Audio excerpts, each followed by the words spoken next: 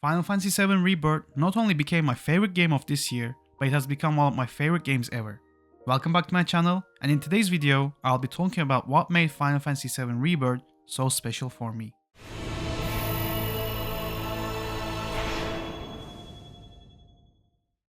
I want to take some time talking about my history with Final Fantasy VII. It is not a long history compared to other diehard fans. I always heard about Final Fantasy VII and how its ending and a certain character's death devastated people. I knew of its legendary status among gamers. This series piqued my interest around 2018. It was way after the Final Fantasy VII Remake trailer that debuted in E3 2015. I got hyped seeing people like Maximilian Dude get excited about it. I followed the game's development watching trailers and getting really hyped. In 2020, I played Final Fantasy VII Remake and man, it consumed my entire life. I was having such an amazing time playing this game. The characters, the world building, the world itself, Midgar, the interactions between these characters. Wow, everything just blew me away. I was in love with the real-time combat. I was fully engaged and wanted to master my skills. By the end of the game, it was evident that this was a part 1 of a trilogy of remake games. So, my long journey for waiting for part 2 started, but in the meantime I played the original Final Fantasy VII, Crisis Core Reunion, and Final Fantasy XVI. When the first trailer released with the title Rebirth, I was over the moon. Back in February, the game released to universal acclaim, and once again, it consumed my entire life. The developers made improvements in every department, and the long wait for it definitely paid off. Final Fantasy VII Rebirth expands on from Remake. The characters feel fleshed out, have more room to breathe and develop, the story is engaging, thought-provoking, and most importantly, the already great gameplay is even better in this. The gameplay is super responsive. All the hits feel heavy, and all the stylish moves makes the gameplay addicting to me. I just wanted to go around the map and battle anything I see. The world map is so big. The moment when the game reveals its open world was a classic gaming moment.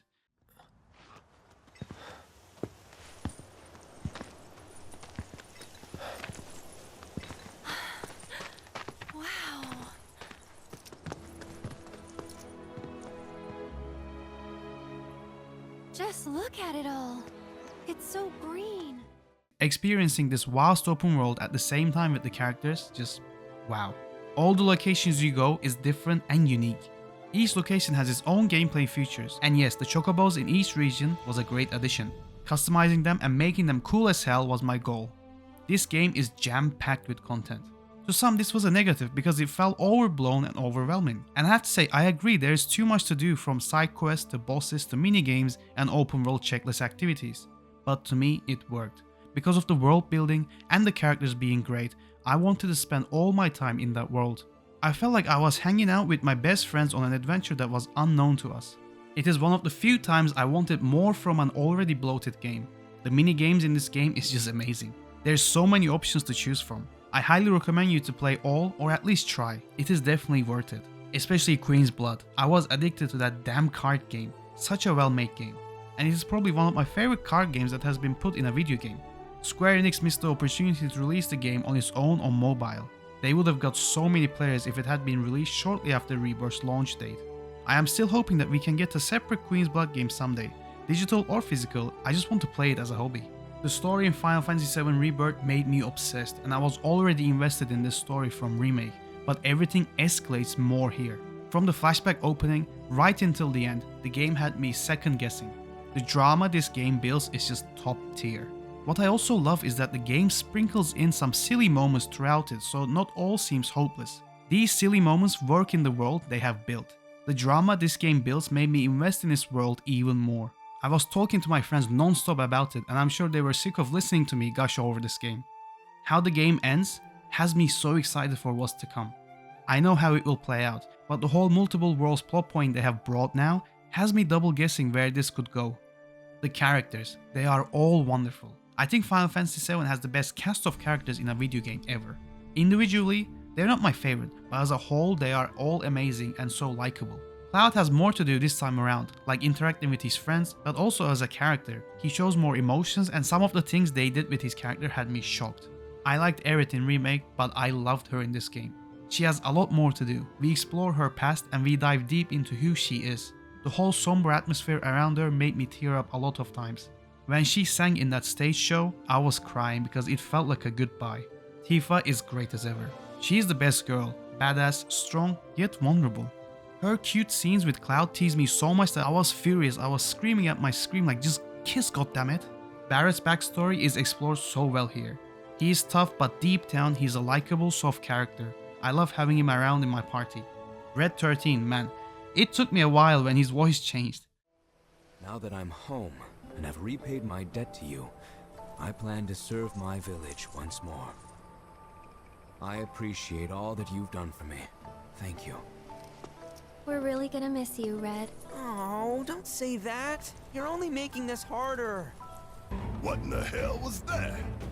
It makes sense for the character, but I do like his deep, commanding voice. I loved his gameplay sections and his banter with Barrett. Yuffie is introduced to this game after her DLC. She's a great addition to this cast. Her youthful and hopeful nature goes well with the whole cast. She is so charming. We are also introduced to Kate Sid, Vincent Valentine, and Sid Highwind. All characters translate well from the original game, especially Kate. I love this character, the whole Scottish accent suits him so well. That'll do. I'm gonna steal some shut-eye if you don't mind.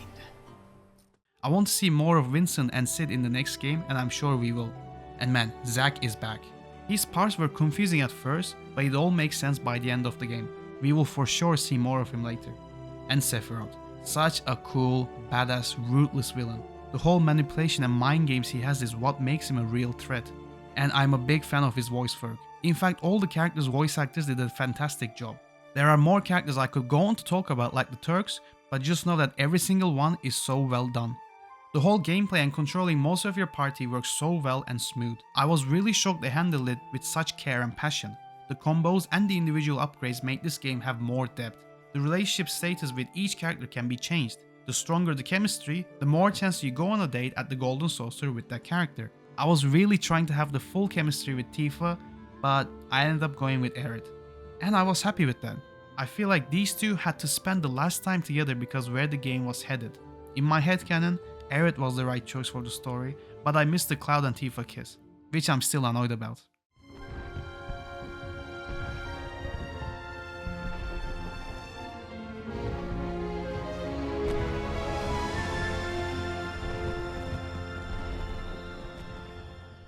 I went back and forth for my game of the year. Final Fantasy VII Rebirth was my clear game of the year since it released, but when Astro Bot came into the picture, Rebirth was a little rocked. I adored Astro Bot. I thought hard for days. Is Astro Bot my game of the year? Is it actually better than Final Fantasy VII Rebirth? But by the end, Rebirth came out on top. I will say Astro Bot as a game is more fun to play, it is more charming and feels extremely polished, but Rebirth was the game that I thought about non-stop. It was consistently in my head for months. The music kept playing in my head for months while I was doing daily life stuff. The characters and their dynamics, the world building, and the long and hard work the devs put into this game is what made me choose Final Fantasy VII Rebirth over Astro Bot. I'm sure I didn't do it justice, but I absolutely adore this game, and it is without a doubt a 10 out of 10 game for me. Join the Helldivers, the galaxy's last line. While I'm at it, I want to mention some other games that are probably in my top 5. Helldivers 2 was one of the most unique and fun games I played in a long time. Yes, some controversial updates and the whole PSN situation did leave some bad taste, but I can't deny that the game is awesome.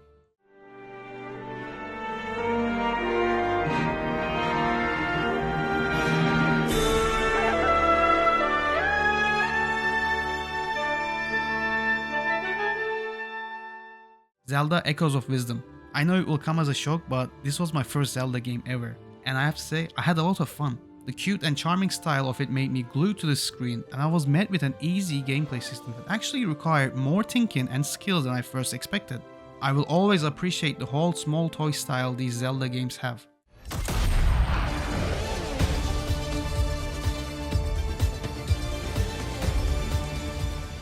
Concord was another game that I absolutely loved.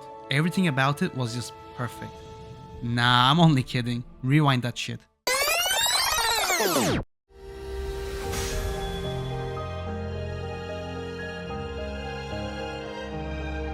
Stellar Blade. This action game really did what it sought out to do. Be a fun, action-packed game with jiggle effects.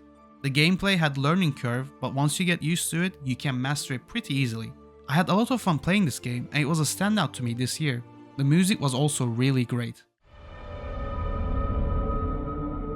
I'm outside, in a forest. Not here, not here, not here. I also want to give a shout out to Alan Wake 2's DLCs Nice Spring and the Lake House. These expansions felt so refreshing and new like the main game, and they did manage to scare the shit out of me, especially the Lake House. I highly recommend them. So we come to the end of this video. Final Fantasy VII Rebirth is my personal game of the year, and I can't wait for the final part of this remake trilogy. If you like this video, I would highly appreciate it if you could leave a thumbs up and subscribe. What is your game of the year? And what did you think of Final Fantasy VII Rebirth? Let me know down below, and I'll see everyone on the next video.